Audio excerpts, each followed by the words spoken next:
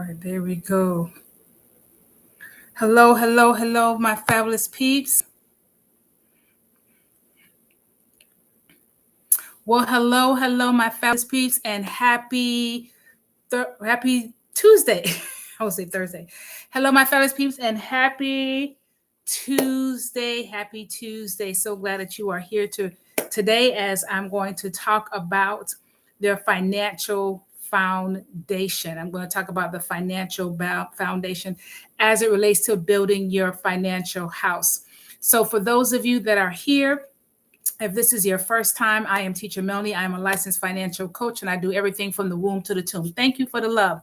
And so today I want to talk about the financial foundation as it relates to building your financial house. But before I do that, I want to just share with you how I got to this point and why this is such a passion for me.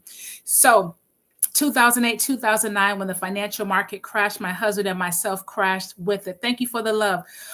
We had 13 investment properties, and we end up losing. Listen, we end up losing 11 out of them. Thank you, my love, through foreclosure, short sale. Then we got sued and we had to file for bankruptcy. So you're talking about having a house being ruptured, right? Because of that. And it was truly devastating to us. You know, it was a trial in our finances, of course, and also in our marriage. But during that season, it became a blessing because we realized we need to understand the money game, right? And what things we need to put in place so our financial house will not get rocked. Fast forward last year, I lost my only sibling, my brother, unexpectedly through medical neglect. And then 7 weeks after, I lost my father unexpectedly. And that could have once again rocked our financial house. But because we understood what it means to build a financial foundation, and they were also my clients as well, it helped us to get to this point where, you know what, I have to be in the position of not just taking the information that I've learned, but also implement it, because it is truly devastating when you lose a loved one unexpectedly and you have to bury them. Listen, GoFundMe's is not happening, right? Selling t-shirts, fish fries, all those things, as noble as they are, does not help in building your financial house when the unexpected happens.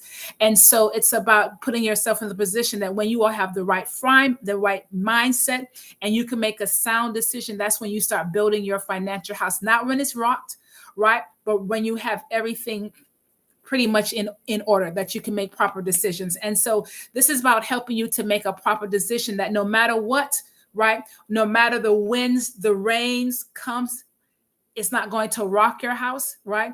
It is definitely going to destroy it emotionally, but it won't destroy it financially. Okay, listen, because to have an emotional devastation is one thing, but to also include a financial devastation is also another thing as well.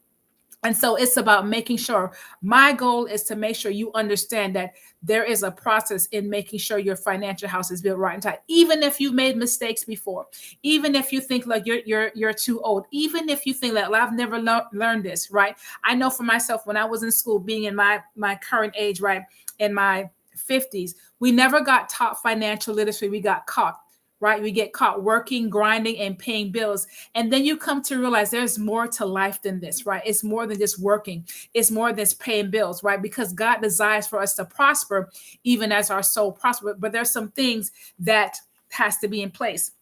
The other thing too, I'm always about what does the word of God say when it comes to this, right? First of all, investing is biblical. Financial management is biblical. God desires for those things to be in place. And so we have to put those things, but we have to understand.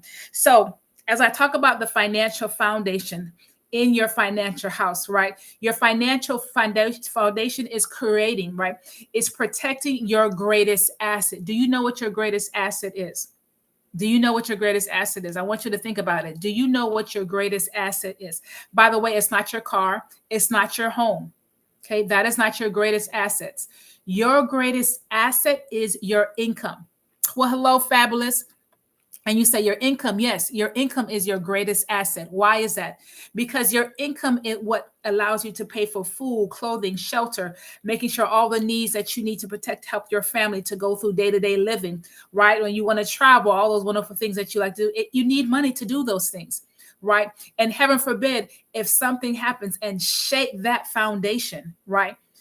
You cannot do those things, right? Because you do not have your income protected, which is your greatest asset. Now, what does God say about that before I go any further as it relates to what is that foundation, right? Proverbs 13:22 says, a good person leaves an inheritance for their children's children, right? So it's not about making sure that you're good, but it's making sure that your family, your children, right? That legacy is also good, right? Money should not end with you. Money should not end with you. But you can make a decision how money can continue after you have left here, right? Even if you live a long life, right? Because I'm talking about life, the now, longevity, and heaven forbid thereafter, right? And so when it comes to life insurance, which is, by the way, your foundation, life insurance is a direct way to secure an inheritance. Did you hear what I said?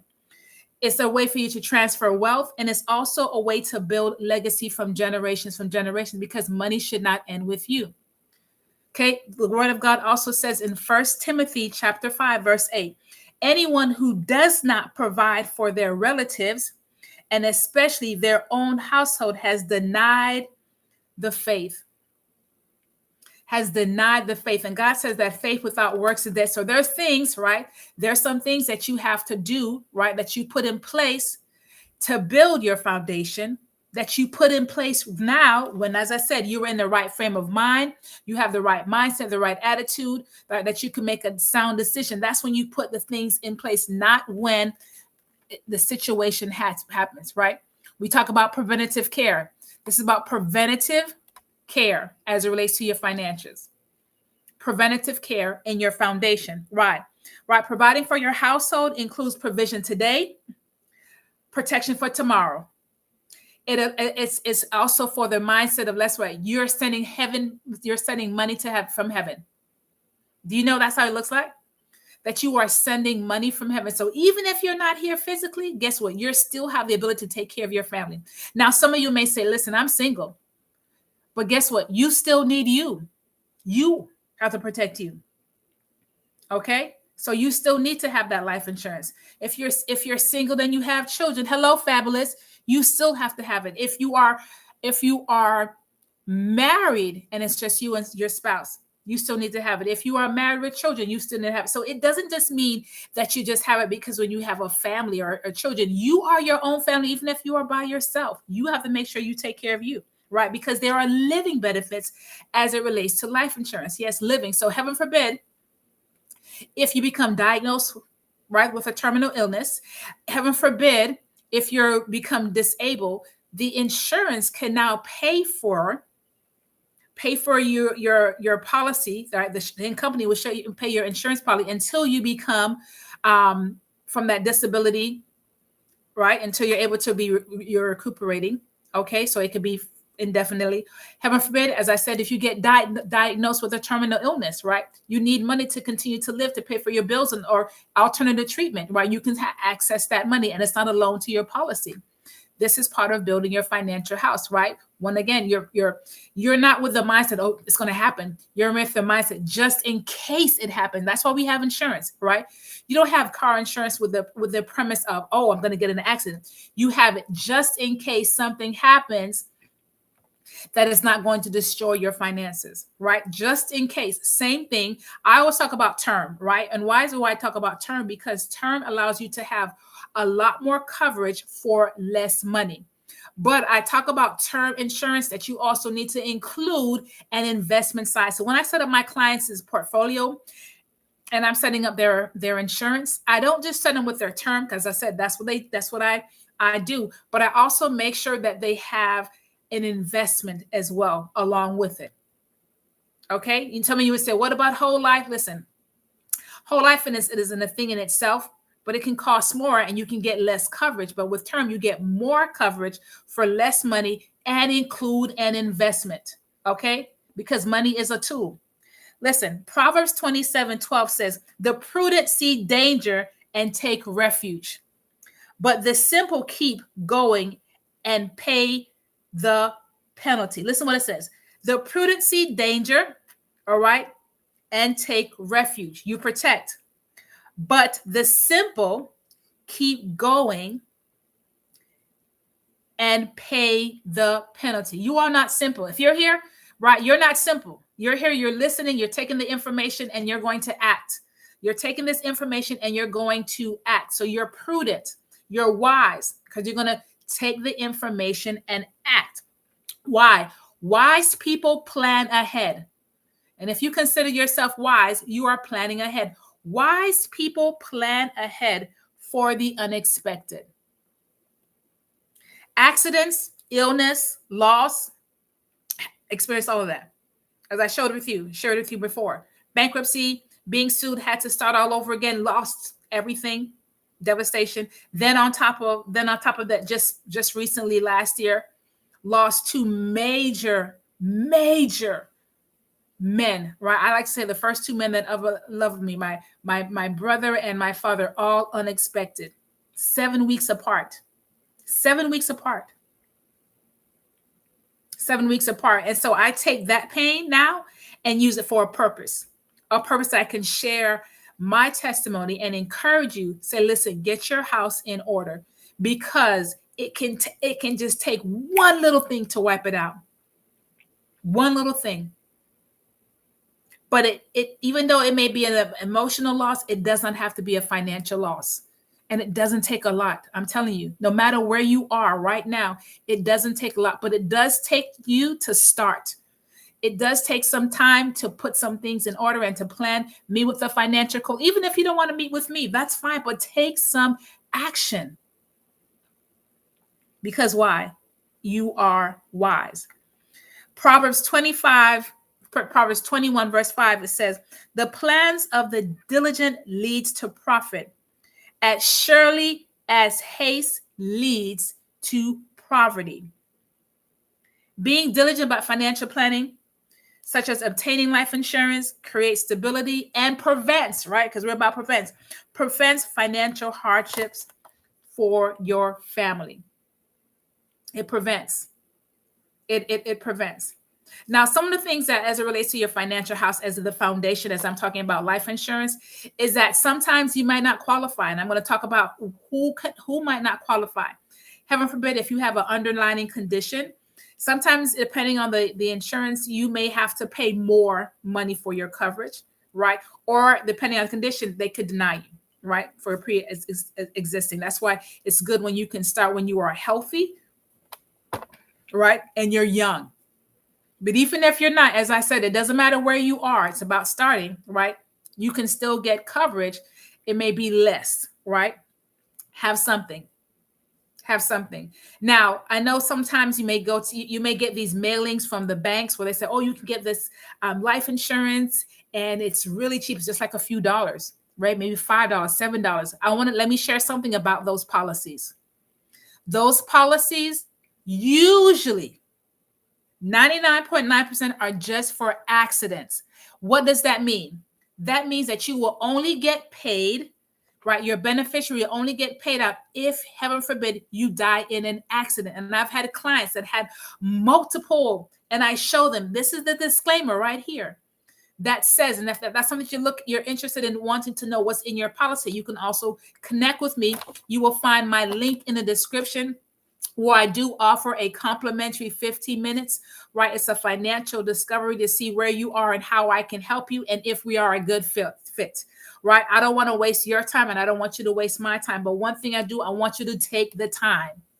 15 minutes. Okay?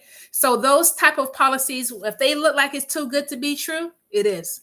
Okay? Because usually they're about you have to pass in an accident.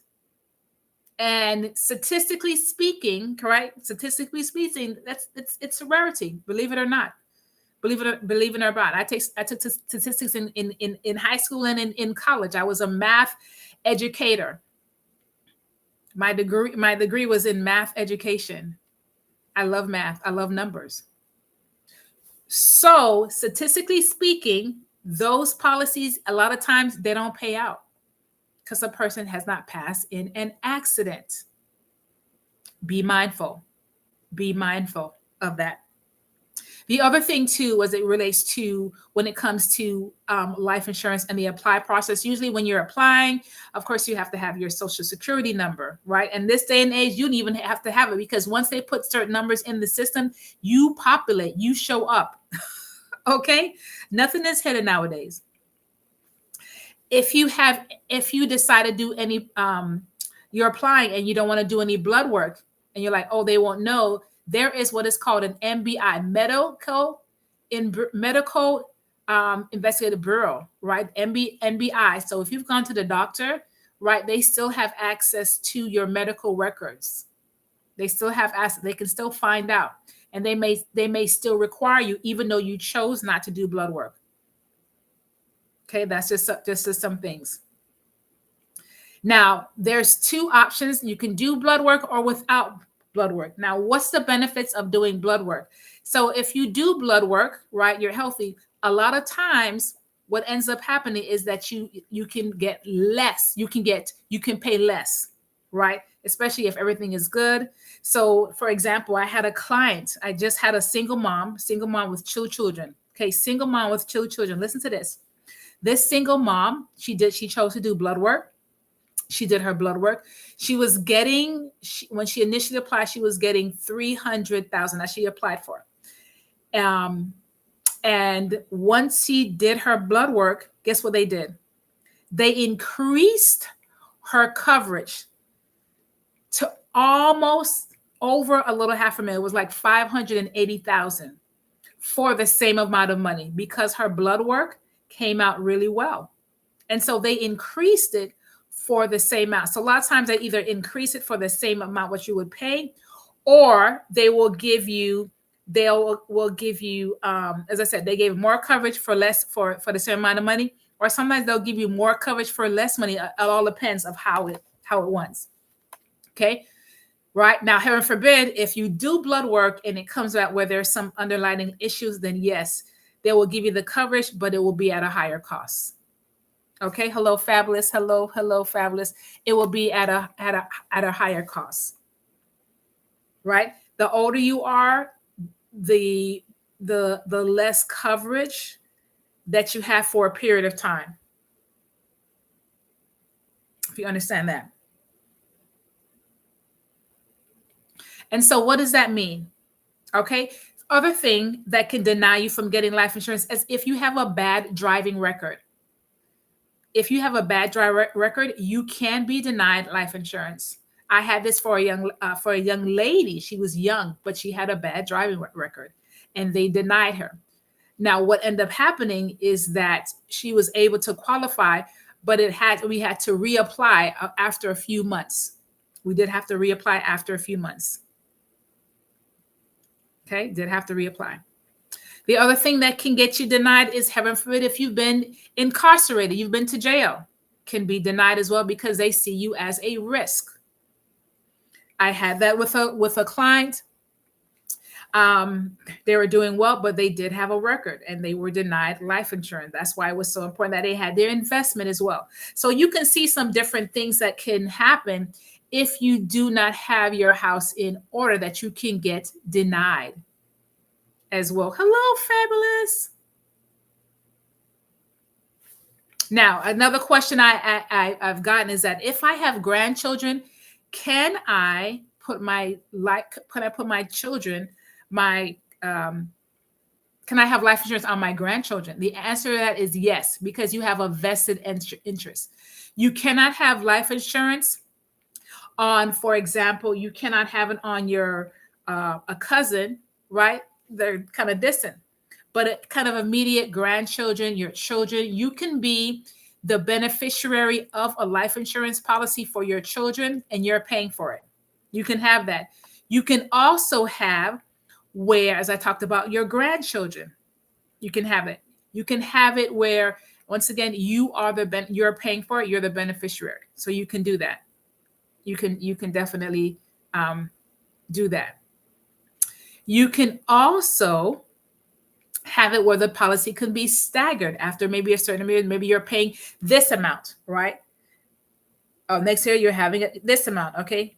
Good evening to you. Blessings, blessings, blessings. Maybe you want to cover your mortgage, right? Heaven forbid, you want to make sure your family is good, and you say you bought a house and it was 300,000, right? And you paid for it, you paid for it, and then after 5 years, it goes down. So you can have it where your life insurance can also go down as relates to the mortgage, right? So whatever amount is owed on it, something, heaven forbid, something happens to you, then your loved one can still be able to stay in the home. So you can have that setup. Now, how do you determine how much coverage you have? So you think about your expenses. You also think about the age of your children if you do have children, right? And if you want them to have a certain amount of money if they are underage, right? You think about that. You think about if you do have a mortgage, your expenses, right? You think about all of that to determine how much. Now, sometimes initially starting out, you might not can have that much coverage as maybe you're starting out, but you can still have something. Don't let that deter you. If you can't have $500,000, right, and you can only have 150,000, then get the 150,000, because guess what? Zero is not good, but something is better than nothing, because you can set it up in a way that every couple of every year that it can grow up, and it's a few dollars, and you don't have to requalify as well. You don't have to requalify. Now, a question that has asked is, what happens when the term ends and I'm still here? So you can continue. So with us, you can continue with your term, but it's going to be less coverage, right? Because now you're older. Now, if you wanted to stay at that same amount, of course, it can be that same coverage. Know that you will be paying more, right? But term can convert to term. So don't hear that, oh, it turns out you're dead in the water. No, you can continue. But the also goal is, that's why we also invest, is that you can get to the point where you're investing. You also invested during that period of time where you had it. And now you can become self-insured, because now you've had enough money in your investment that, heaven forbid, that yes, your family could be taken care of, be buried, or whatever way you choose, and your family will still have some money, right? That's what I do. That's what I do. So term can end with turn, with the premise of you also have an investment. Listen, if you're not investing, you're playing around, because that means your money is not keeping up with inflation. That alone is devastating. Okay? Because inflation is real. Inflation is real. Let's say that. Inflation is real, real, real. So I'm not going to be with you long, but I am going to be with you strong. So I hope you've got something as relates to building your financial house. We're talking about the foundation, which is income protection, # life insurance. That's the foundation. When you're building a house, like I just have a house next door that I see that they're building. And these gentlemen came out and they poured that foundation. They laid everything underneath it, right? The piping and whatever. They came that pour that foundation, and it's so beautiful. And it just triggered me. And just this is what we have to have, a firm foundation. Because if you do not, right, if they just went ahead and just start putting the blocks up, okay, and something happened, it's going to shift. That house is going to come crumbling down. Do you want to have that for your financial house? Because our house could have been crumbling down last year. Our house, a few years ago, when we had foreclosure, being sued, bankruptcy, all that, our house could have crumbled down, but we had to learn, right? Learning doesn't stop when you leave school, right? Teaching is repeating until learning takes place, right? So you learn, you implement, and you keep going.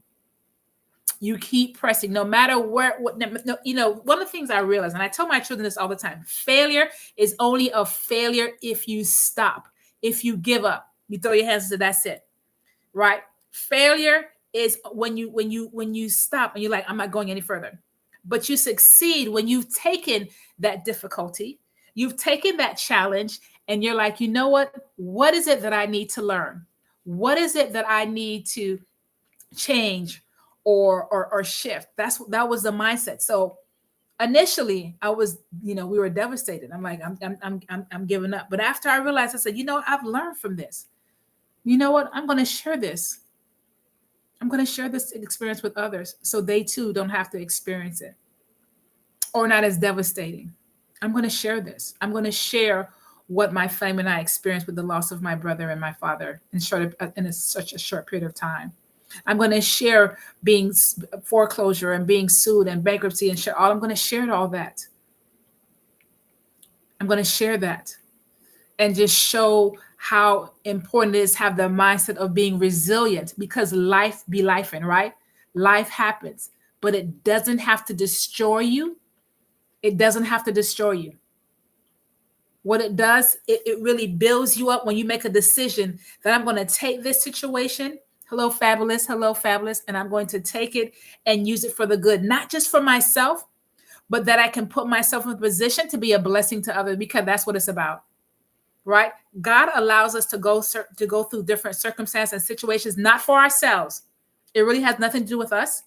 It has everything to do with that person, that individual that can hear or see and take that and see what you've done and experienced. And now know that where there is life, there is hope. Hello, fabulous. And to know that you can continue, that you can continue to press on. And that no matter what stage you are in, and maybe you say, it's too late for me to build my financial house, right? I'm in my 40s, I'm in my 50s, I'm in my 60s. Where there is life, there is hope. It's not too late. But it will be too late if you wait too long, because time is waiting on no one. Can you believe that it's December 2nd, 2025, and we're about to enter into 2026, and we just started 2025. Time is not waiting, but you have the time because you have life to do something. So look in my description and my feed, you see my link, right? I do offer a 15-minute complimentary. All right. And I'm going to share some information too, and I'm going to have that posted up. Some digital things that you can get, so you can go ahead and get started. All right. So it's complimentary, 15 minutes, right? Discovery Zoom to see where you are, see how I can help you, and if we are a good fit, and what things you need to be able to start in place, right? Sooner than later, right? Sooner than later. So look in my feed. If you do, my appointment link is in my feed, in my description, or you can message me and I'll send you the link if you don't see it. All right, my fellow peeps. So with that being said, what I always say, remember to pray, plan, and believe, because God is still in the business of doing miracles. And God desires for you to prosper, even as your soul prospereth, and be in good health. That means he wants you to prosper in every area, spiritually, physically, emotionally, and financially. All right, my fellow peeps. All right, so continue to connect, and can't wait to see you in the next one. Bye, fabulous.